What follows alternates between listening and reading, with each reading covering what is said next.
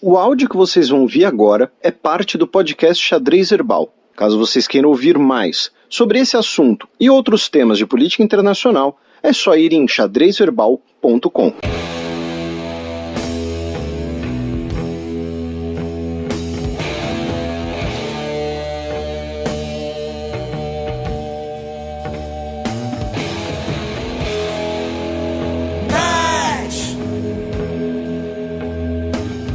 Declaração de Bolsonaro faz Egito cancelar viagem de comitiva brasileira. A gente comentou bastante sobre o governo brasileiro, né, o novo governo brasileiro no programa passado. Ainda não temos, né, o nome de quem será o ministro de Relações Exteriores ou a ministra de Relações Exteriores. A gente já vai comentar isso. Mas a gente já teve aí um primeiro aviso, né, dos países árabes, né, em que o Egito... E lembrando assim, não é só o Egito é a sede da Liga Árabe, tá? Né, o Egito é um dos mais influentes países árabes, né, junto ali com a Arábia Saudita. E um dos países árabes que tem o diálogo mais aberto com o Ocidente, vamos dizer assim. E tem inclusive um tratado de livre comércio com o Mercosul. Um dos poucos tratados de livre comércio do Mercosul é com o Egito, né, a mistura do Brasil com o Egito. É inevitável. Uma hora essa piada tem que ser feita. Né? E aí o que aconteceu? O Aloysio Nunes desembarcaria no Egito na quarta-feira, dia 7, e ia ficar no Egito do dia 8 ao dia 11. Aí no dia 5... E cabe frisar, né, que o Aloysio Nunes não deve continuar na pasta, afinal ele não goza de muita simpatia do presidente eleito. Sim, né, ele era motorista do Marighella. Também. E aí, o que aconteceu? O Egito, na segunda-feira, dia 5, cancelou a visita. Já tinham empresários brasileiros no Egito, inclusive, tá? Para essa conferência, né? O cara decidiu ir antes, conhecer as pirâmides, ou então ter outras reuniões de negócios, sei lá. Eu iria para o Egito, eu passaria ali uma semana no Egito, fácil, tá? 2 semanas, inclusive os nossos ouvintes que têm uma agência de turismo, né? Bora fazer um xadrez verbal on the road aí. Mas, agora falando sério, né? Então assim, o governo egípcio cancelou no dia 5 uma viagem do dia 7. Tá? Isso, assim, se você vai sair com um crush e ele cancela assim, você já fica meio ressabiado. Um país com outro, então... Aí o que aconteceu? O governo egípcio deu a desculpa, né, de que foi cancelado por mudanças na agenda de autoridades egípcias. Teve gente que comprou essa desculpa de forma inocente, porque vamos lá, gente, análise de discurso. O Egito não vai virar e falar, olha, a gente cancelou a visita porque a gente tá pé da vida com vocês, porque vocês falaram que vão botar a capital em Jerusalém, então vamos dar um alerta aí. Óbvio, os alertas não é o discurso, não é o que você diz, é o que você faz, é como você diz isso. Né? Então, você cancela a visita em cima da hora, dá uma desculpa qualquer, né? Fala, mudança de agenda nas autoridades. Porque assim, vamos supor que, de fato, o ministro de Relações Exteriores do Egito, né, não pudesse receber o Aloysio Nunes, tá? Realmente teve lá uma mudança de agenda, né? E não tinha como receber o Aloysio Nunes. Você manda o abaixo dele. Ou então, vamos supor, era o presidente que recebeu o Aloysio Nunes. Quem recebeu o Aloysio Nunes é seu Al-Sisi. O Al-Sisi não pode mais. Ok, você manda o ministro. O ministro não pode. Você manda o secretário-geral. O secretário-geral não pode. Você manda, sei lá, o secretário-geral da Liga Árabe. Enfim, você manda alguém. Você dá um jeito. Agora, você cancela em cima da hora, falando, olha, tá todo mundo ocupado aqui, sabe como é, não vai dar, né, tá tudo complicado aqui. A Liga Árabe, né, já tinha mandado ali teria mandado uma notinha ali, a Embaixada Brasileira no Cairo, né, condenando aí essa mudança eventual mudança de Embaixada Brasileira em Israel. Então, assim, as declarações do Bolsonaro sobre mudar a Embaixada Brasileira em Israel, que a gente já comentou bastante no programa passado, elas já deram, né, os seus primeiros efeitos colaterais. E esperamos que, como a gente mencionou também no programa passado, que eles sirvam de uma dose de realidade, né? Por exemplo, a Folha de São Paulo ouviu, aí antes que alguém diga e fale, não, mas a Folha está fazendo campanha contra o Bolsonaro, a Folha é fake news. A Folha de São Paulo ouviu alguém, a gente vai transmitir as palavras desse alguém, que é o que importa. O presidente da Câmara de Comércio Árabe Brasileira, Rubens Hanum, disse que a questão da embaixada para os países árabes é uma questão forte e sensível. E, segundo ele, olha só, pode abrir portas para países como Turquia, Austrália e Argentina. Você abre concorrência. E, porra, a Austrália, metade da Austrália é pecuária, né? A gente já comentou aqui várias vezes sobre isso, inclusive. Lembra quando o Temer, né, quando a Operação Carne Fraca... Não, vamos numa churrascaria brasileira, mostrar que a carne brasileira é uma delícia. E era corte australiano.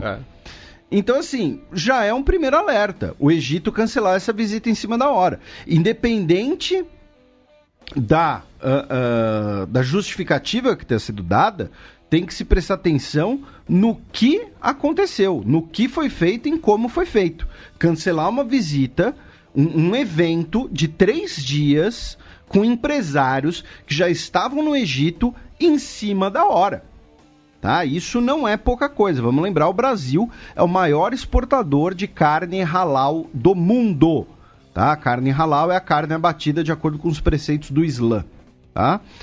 Inclusive isso foi engraçado, assim, essa discussão toda foi proveitosa, porque pela primeira vez eu comecei a ver, né, começaram a rolar no Twitter, imagens dos produtos brasileiros desses países. Então, tipo, os produtos da Sadia, e você olha lá, você vê lá o S de Sadia, você fala, qual é esse S? Mas o resto em árabe, os avisos em inglês ali, de abatido de acordo com o preceito halal, bababá.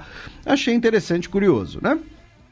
Então, assim, o que a gente comentou no programa passado já teve esse sinal de alerta. Ainda nesse tema, né, o Bolsonaro, o presidente eleito, não quis responder, né, perguntas sobre o Egito, né, ele saiu de uma, né, ele estava sendo ali entrevistado, estava ali tendo perguntas na terça-feira, dia 5, na saída do Congresso, quando teve uma sessão solene de aniversário dos 30 anos da Constituição Brasileira, e perguntaram para ele sobre o Egito e ele respondeu, não, outro assunto, outra pergunta aí, e também, quando insistiram na pergunta, ele, né, também não respondeu. Aí, né, já também durante a semana, também na terça-feira, ele disse que a mudança da Embaixada Brasileira em Israel para Jerusalém ainda não está decidida, tá? Abro aspas para o Jair Bolsonaro. Para nós, isso não é um ponto de honra, essa decisão. Agora, quem diz isso, onde é a capital de Israel, é o povo, o Estado de Israel. Pelo que eu vi também, é uma questão de agenda, né, sobre os egípcios. Agora, eu acho que seria prematuro um país anunciar uma retaliação em função de uma coisa que não foi decidida ainda. Então, caro presidente eleito, não é uma retaliação, é um aviso. A retaliação, de fato, como ele disse, retaliação vem depois. O Egito está sendo legal. E como sede da Liga Árabe, está dando um alerta. É um cartão amarelo. É mais ou menos isso. É um cartão. Não sei nem se é um cartão amarelo. Sabe quando o juiz dá aquele esporro? Do tipo, essa foi a última falta. Na próxima é cartão. Então, né, o próprio Jair Bolsonaro já disse que agora não é uma questão de honra e tudo mais. E a outra coisa que a gente comentou no programa passado, né, que por um lado ele precisa agradar a bancada da Bíblia, por outro lado tem a bancada do boi. E a deputada federal Tereza Cristina, do Mato Grosso do Sul, do Demo, que foi escolhida para ser a ministra da Agricultura, ela disse ontem, né, quinta-feira, que eu tenho certeza que nós vamos conversar sobre isso com o presidente. Estou recebendo ligações de pessoas aqui no Brasil preocupadas. É gente que exporta da indústria ligada ao setor de carnes, principalmente aquelas com mais problemas com o mercado árabe. Ou seja, você já tem os produtores, né, já fazendo pressão. Já ligando, no caso, para a senhora Tereza Cristina, ou ligando para outras pessoas que possam fazer esse contato com o presidente eleito, ou até mesmo para o próprio presidente eleito, falando, olha, A gente que produz aqui o negócio, né? Aquela questão, a gente gera empregos e tal, e tá correndo risco aí de colocar tudo, né, tudo a perder. Então, né, já começou a fazer pressão o setor que pode sentir essa presença, né? Que vai sentir essa questão mais forte. Aí, saindo, né, um pouco dessa questão dos países árabes, mas ainda em relação ao Brasil. E teve uma cutucada direto de São Luís do Maranhão, que o governador reeleito, Flávio Dino, tuitou o encontro que ele teve com a embaixadora dos Emirados Árabes Unidos, segundo ele, uma reunião de trabalho visando a abertura de oportunidades de negócio.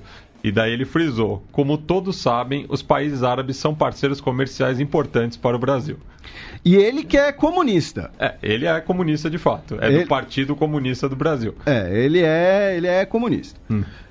Aí, no dia 6, né, na terça-feira, numa foto quase digna daquela página do Facebook Rolês Aleatórios, brincadeiras à parte, o atual presidente da Comissão de Relações Exteriores e Defesa Nacional do Senado Federal, o ex-presidente e senador Fernando Collor, esteve em Damasco, se encontrou com o Bashar al-Assad, presidente da Síria, falou patuscada, sonho de uma noite de verão. Eu vou pegar essas palavras e fazer você devorar uma por uma. E digeri-las como bem entender. Mas, enfim, o Fernando Collor, cara, convenhamos, o Fernando Collor é um cara que sabe ofender. Ele é um cara que sabe xingar. E aí, enfim, em Damasco, mantive audiência com o presidente da Síria, Bashar al-Assad, reafirmei a postura do Brasil de apoiar a nota dirigida à ONU, que reitera a posição de o povo determinar seu futuro. Nossa posição é de respeitar o princípio da autodeterminação dos povos. O presidente al-Assad expressou a gratidão dos sírios pela manifestação brasileira em prol da paz. Como presidente da Comissão de Relações Exteriores e Defesa Nacional do Senado da República, sou a favor de uma política internacional equilibrada para as questões da região e do mundo. Então, como eu disse, aí quase digna de um Rolês Aleatórios. Só faltou o Ronaldinho Gaúcho. Só faltou o Ronaldinho Gaúcho tocando uma tabaca atrás, alguma coisa assim. Mas Fernando Collor esteve com o Bashar al-Assad, transmitindo aí a posição brasileira. E é curioso, porque assim, esse é o cargo, né, essa é a função que o Aloysio Nunes exercia antes de ser chanceler. Eu acho improvável o Fernando Collor participar de um governo Jair Bolsonaro, até porque o próprio Bolsonaro, ele sabe que, né, que teria ali um certo custo político. Mas, ao mesmo tempo, pode ser, às vezes, né, não vou dizer um lobby, mas, olha, né, tô aqui. Sou o presidente da Comissão de Relações Exteriores. Tem muita gente aí que está se oferecendo, né? Só que, nesse sentido, o presidente eleito disse, também na terça-feira, dia 6, que o próximo ministro de Relações Exteriores será alguém de carreira, será algum diplomata de carreira, tá? Alguém técnico, vai ser um cargo técnico, não político. É alguém de lá, alguém do Ministério das Relações Exteriores. Meu compromisso é pessoas que entendam do assunto naquela área. Poderia botar, por exemplo, um general nas Relações Exteriores, mas isso não vai acontecer. Vou botar alguém do próprio Relações Exteriores. Então, ele disse que vai ser um servidor de carreira, o que diminui algumas especulações sobre nomes políticos, como, por exemplo, né, a gente brincou agora com o Fernando Collor, mas tinha gente que realmente cogitava o agora deputado federal eleito, Luiz Felipe de Orleans e Bragança também, por exemplo. E o próprio nome do Temer aí está ventilando na embaixada brasileira em Roma, né? Algo que repetiria o Itamar Franco, né? Isso, porque assim, ninguém quer ser embaixador brasileiro, né? Com todo o respeito, né? Eu tô falando aqui exatamente as pessoas, né? Ninguém quer ser embaixador brasileiro em Cabul, no Afeganistão. Agora em Roma, todo mundo quer. Bate status. Né? E ainda emenda ali, tenta cavar um encontrinho com o Papa de vez em quando, né? Uma macarronada sempre boa, visitar o Coliseu. Você consegue se virar com a comunicação mesmo só com o português, né, entendeu? Ali com aquele italiano de Terra Nostra. Não, aquele italiano de novela da Globo, entendeu? Belo. Você só troca o eu por io e pronto. E virou o resto. Virou italiano. Ou como muitos brasileiros que vão pra Itália, imagino quando eu for, vai acontecer o mesmo comigo, começa a falar em espanhol. Então assim, mas eu tenho um celular e põe tudo com E no fim, né? Eu tenho um microfone, um mouse, um computador. Pronto, virou italiano, né? Ainda nessa semana, o Bolsonaro, né, recebeu uma visita de um diplomata chinês, né, para ter uma conversinha ali, uma conversa bilateral ali. Novamente, lembrando o que a gente falou no programa passado, né, que a China deu um aviso, né, para o governo brasileiro via a sua imprensa oficial, né, chamando o Bolsonaro de Trump tropical, inclusive, né, e aí ele recebeu o embaixador Li Jinzhang, né, e certamente ali para conversar, falando, olha, é o seguinte, a presença chinesa na economia brasileira é gigante, então você controla essa sua matraca aí, senão pode dar problema, tá bom? Então, basicamente isso, né, em bom português. E aí, finalmente, para a gente sair do Brasil, uma outra coisa que a gente especulou no programa passado, que foi confirmada na quarta-feira, dia 7, foi que o presidente Michel Temer convidou o presidente eleito, Jair Bolsonaro, para acompanhá-lo na reunião do G20 no fim de novembro na Argentina, né? Convidei o presidente Bolsonaro, se ele puder, para fazer viagens comigo para o exterior. Mencionei até a hipótese do G20, que será no fim do mês. Não sei se ele poderá, mas disse a ele que quando ele queira podemos ir juntos, né? Ou seja, é aquela questão de apresentar o sucessor. E além disso, assim, vamos jogar real. E quem nos ouve sabe disso. O Brasil, durante o governo Temer, foi até evitado pelos outros países, né? Porque é um governo que você não tem como fazer um acordo de longo prazo, uma coisa ambiciosa com o Temer, porque ele, pelas circunstâncias que ele chegou ao poder e pelo fato de que ele tinha prazo de validade. E a baixa aprovação também. Exatamente, né? Nenhum respaldo popular. E assim, ninguém gosta do Temer, tá? Eu acho que nem o Temer gosta do Temer. Não, mentira, o Temer tem uma puta autoestima, né? Ele vive em outro mundo. Eu acho que o Michelzinho... Talvez. Mas então, a ideia é olha, né, tô aqui com o presidente do Brasil, vamos conversar, mas se você quiser assinar alguma coisa, conversa aqui com o cara que vai assumir. Né? É mais ou menos isso. Né? Não achei ainda alguma resposta, né, sobre se o Bolsonaro aceitou ou não. Agora, o Bolsonaro, na cerimônia dos 30 anos da Constituição, sobre o Temer, disse assim: o Brasil não pode se furtar do conhecimento daqueles que passaram pela presidência e isso será útil a todos nós.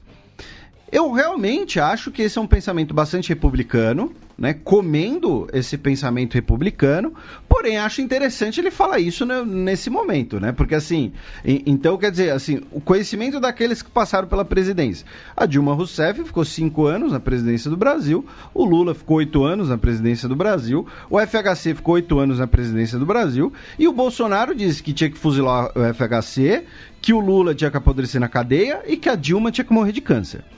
Né? Então, assim, alguma coisa mudou, aparentemente. Né? Esperamos que continue assim, tá? Saindo do Brasil, vamos fazer ali uma breve viagem de norte a sul, começando por Cuba. Tá? Vamos para Cuba, onde o Miguel Dias-Canel ele está fazendo um tour por países próximos, né? Ele semana passada esteve na Rússia. Próximos ideologicamente, né? Nesse primeiro momento sim. No domingo, dia 4, chegou na Coreia do Norte. Da Coreia do Norte foi para a China, onde ele está agora. E da China ele ainda vai para o Vietnã e depois do Vietnã para o Camboja. Tá? Então, assim, no total, ele vai ter passado mais de uma semana longe de Cuba. Tá? E quem tem saudade da Guerra Fria pode tá com a cabeça a milhão. Aí. Quem tem saudade da Guerra Fria tá com tesão. A palavra é essa, né? Tá com a libido lá em cima.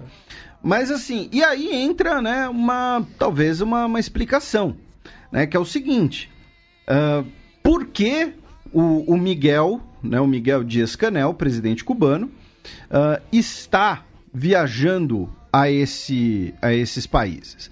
É justamente por uma questão de Guerra Fria?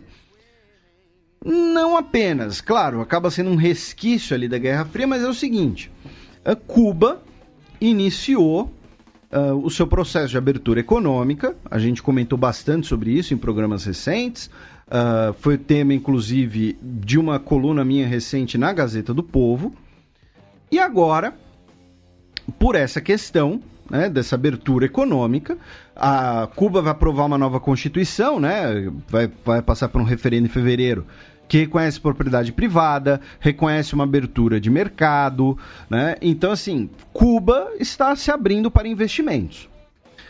O que acontece? De um lado, os Estados Unidos, com Donald Trump, né, tem uma postura diferente da dos Estados Unidos do Barack Obama. Né? O Donald Trump fechou várias portas para Cuba, né, diminuiu as relações entre Estados Unidos e Cuba. Do outro lado, a Federica Mogherini, né, a chefe da diplomacia europeia, ela encontrou com Miguel Díaz-Canel em Nova York e disse que a Europa é a parceira comercial número 1 de Cuba.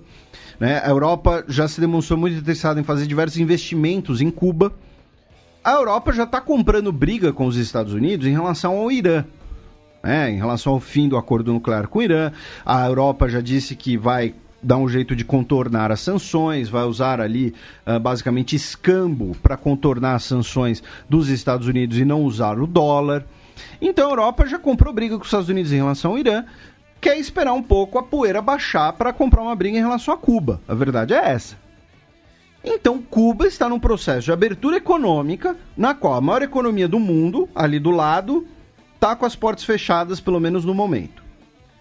O grande bloco que estava disposto a fazer comércio não vai comprar essa briga no momento.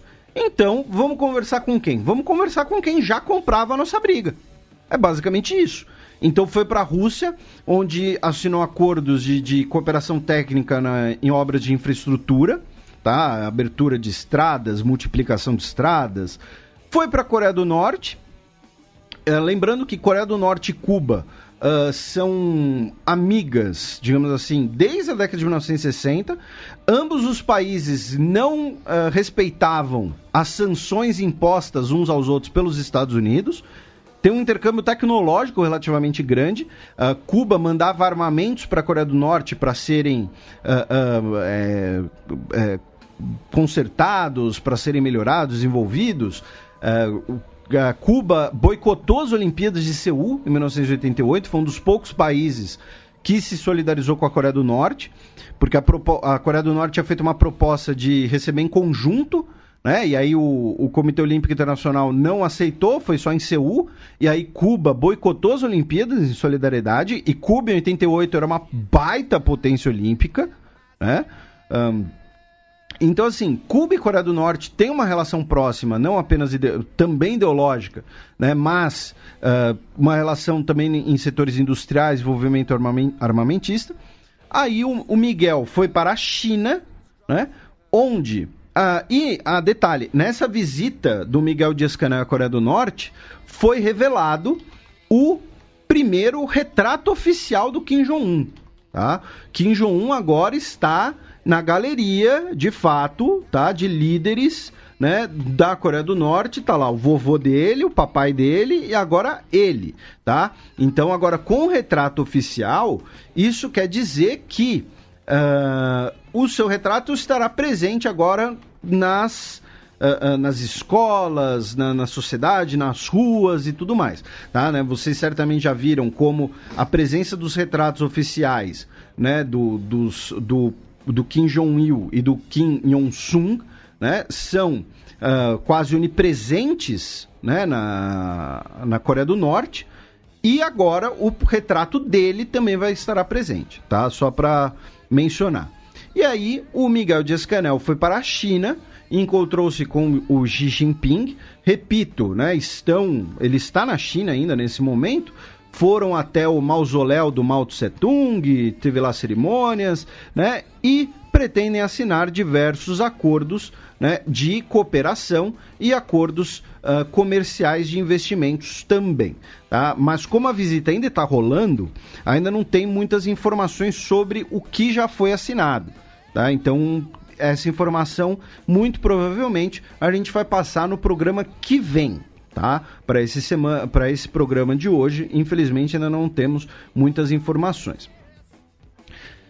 Saindo de Cuba, vindo para o continente sul-americano, o Donald Trump cancelou a visita que faria à Colômbia no início de dezembro, na volta do G20. Tá? O Donald Trump iria ao G20 na Argentina e na volta ia passar na Colômbia. É a segunda vez, né, que o Donald Trump cancela uma viagem à Colômbia, que é o principal aliado dos Estados Unidos na América do Sul, e também ele cancelou quando ele cancelou a presença na Cúpula das Américas em Lima, no Peru, que na volta ele iria passar na Colômbia e cancelou de novo. É porque ele claramente não quer visitar, né? Ele não quer vir na América do Sul, então ele vem só quando, né, obrigado, e vai vir pro G20, porque o G20 vai ser na Argentina, né? Se dependesse do Donald Trump, acho que ele não...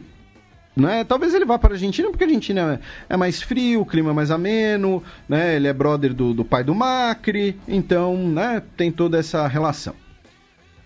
Da Colômbia, vamos ao Equador, onde o Rafael Correa foi intimado pela Suprema Corte a voltar ao país. A gente tinha comentado isso programas atrás, o ex-presidente Rafael Correa, por ser investigado como mentor do rapto de um ex-deputado opositor, o Fernando Balda, em 2012, tá? Que ocorreu na Colômbia. O Rafael Correa diz que ele é vítima de perseguição política, que isso é um complô feito pelo Lenin Moreno para acabar com o seu legado, né? O Lenin Moreno, que era vice do Rafael Correa, né, era um sucessor, digamos assim, do Rafael Correa. É uma perseguição judicial terrível, o famoso lawfare, né, guerra jurídica, por parte das elites locais conectadas com os países hegemônicos. Veja o que aconteceu com Lula e o mundo não reage. Tá? O Rafael Correa, que se comparou com Lula, como ambos vítimas de uma perseguição política. E agora, o Rafael Correa, que está na Bélgica, saiu uma especulação, tá, de que ele pediu asilo político na Bélgica. A assessoria do Rafael Correa depois negou que ele tenha pedido, tá?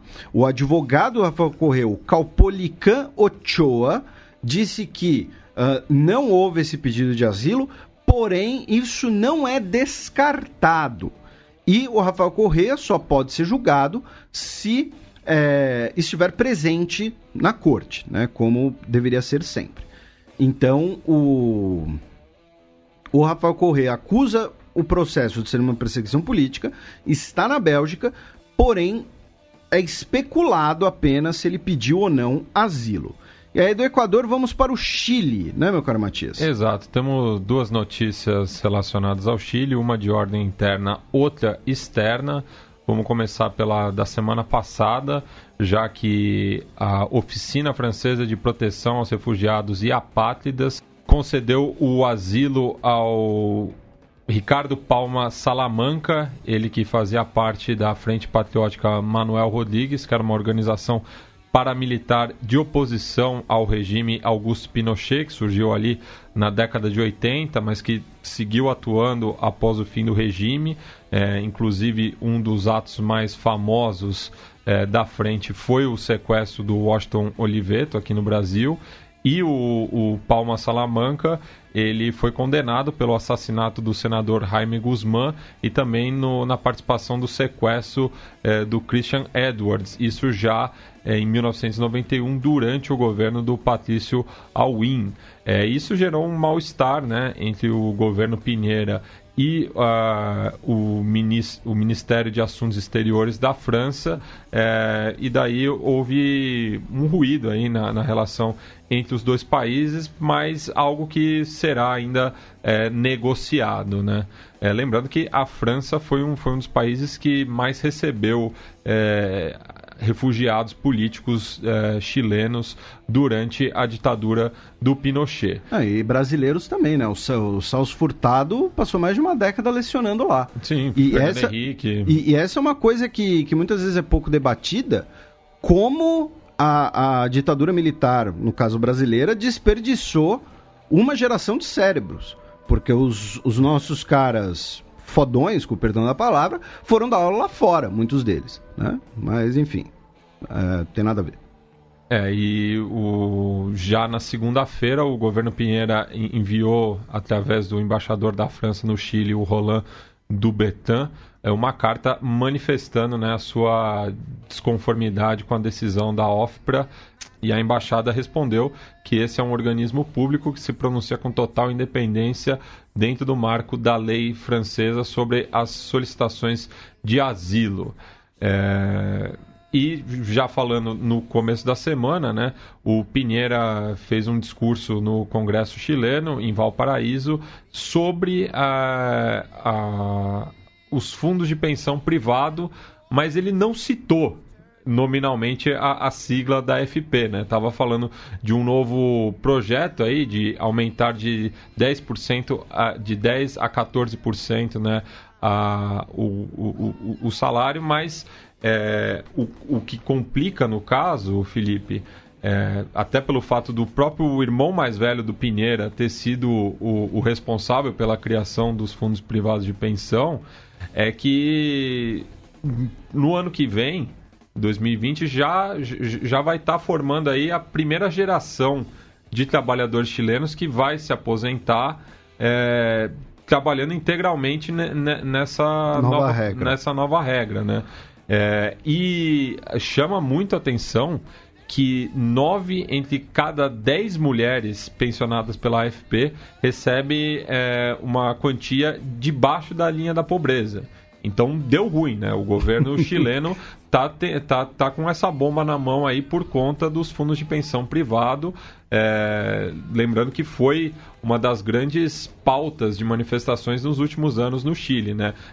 Esse slogan de No Más AFP, né? Isso, é engraçado, porque assim, muita gente gostou da expressão que a gente usou recentemente, né? Que o Brasil adora reinventar a roda, desde quando não tinha roda. E é engraçado como assim, a gente comenta que os chilenos estão protestando contra a Previdência, os britânicos protestando contra a privatização dos sistemas de saneamento básico. Nos Estados Unidos, nós temos protestos contra as prisões privadas.